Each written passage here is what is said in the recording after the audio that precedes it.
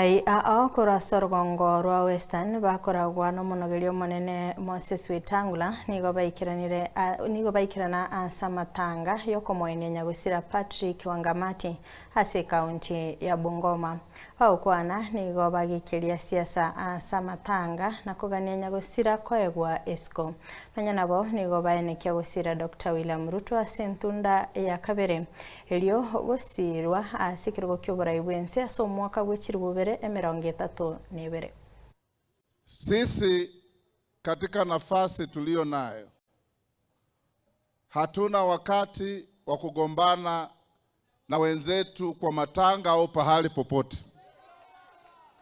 Tunakuja kuomboleza familia, na tukitaka rally tutawaita Posta Ground tuongee siasa. Mzee Wangamati anaenda kwa Mungu akiwa ameacha kamati ya wazee wa Luhya United kwa sababu aliwaleta pamoja. He dreamed of Luhya emancipation financially. Akajaribu kuanzisha benki ya Waluhya. Hata wengine tulichangia kwa hiyo benki, lakini haikunawiri. Hivyo tunataka wale ambao mnakuja kuomboleza na sisi pia mtupe heshima kama viongozi wa hapa. Na kuna mambo mengi yanaendelea, sitataja mengi kwa sababu ya muda. Hii Kabuchai ambapo leo tunazika mzee wetu ambaye alikuwa meya wa kwanza kule Webuye. Na akakuja akafanya mambo mingi. In fact when he was a nominated member of parliament, mimi nilikuwa ndio governor hapa na tukafanya kazi kwa pamoja. Tunavozungumza hivi, panapo majaliwa ya Mwenyezi Mungu, Mheshimiwa Rais anakuja kufungua level 6 hospital hapa Sichei. Mpangilio yote imekamilika. Tunavozungumza hivi, kuna mambo fulani ambayo yanaendelea hapa. Ndiposa sisi tunasema kwamba sisi hatukatai kwamba hatutaki kuwa na urais, kwa sababu deputy presidents tumekuwa nao mara 3.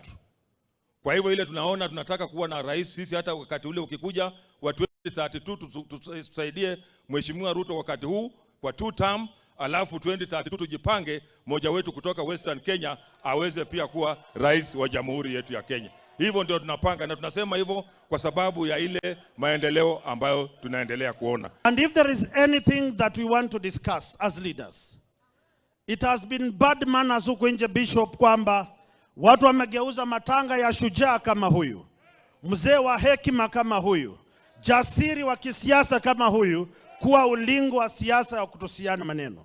Mimi naomba radhi kwa niaba ya viongozi, sitafuata nyenzo ama tabia mbovu, lakini ni kuwatakia mema familia, kutakia mema mzee Patrick anapoenda. Siku moja tutakutana mbinguni, lakini tutapanga mambo mengine ya siasa, tuongee mbali na mkutano